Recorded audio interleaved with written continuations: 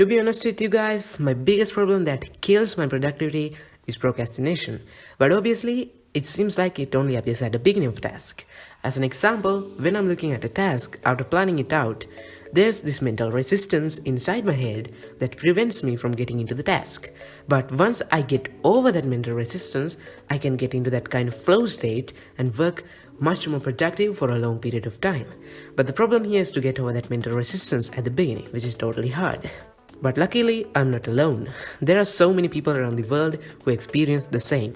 And you may also struggle with this problem, right? So today I'm going to tell you the technique which I personally use to overcome this procrastination, which is called the Pomodoro technique.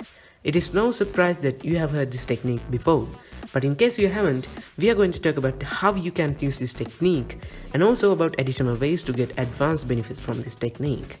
And I'm going to give you some tools and apps that you can use to make this process more productive and fun.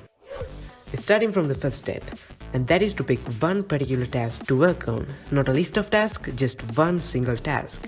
Once you decided on it, set a timer for 25 minutes. Once that timer starts, work as much as productive as you can during that 25-minute period.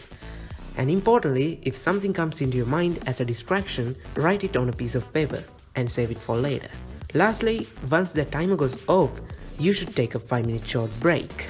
And you have to repeat this process for 3 more times. Then you have done 4 Pomodoro sessions, which means you can take a long break.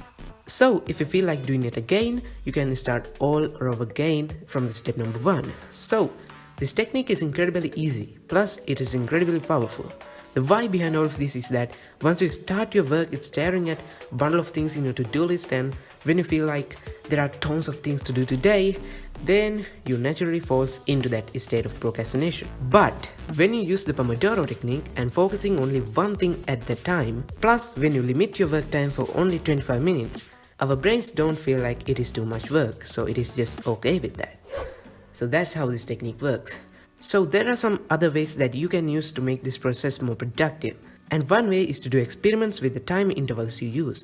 As an example, you can work for 50 minutes and take a 10-minute break rather than the 25-minute way.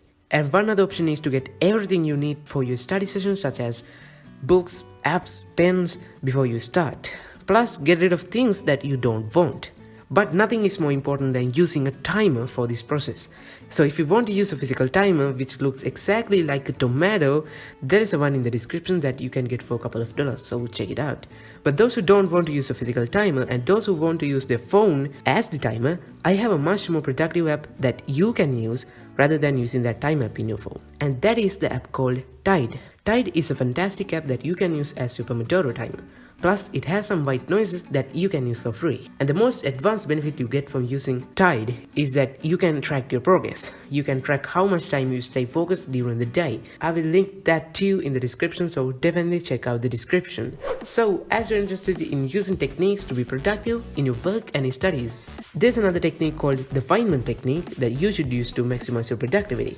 I did a whole video explaining you how to use the technique, so watch this video to learn more about it if you haven't done already. See you in the next one.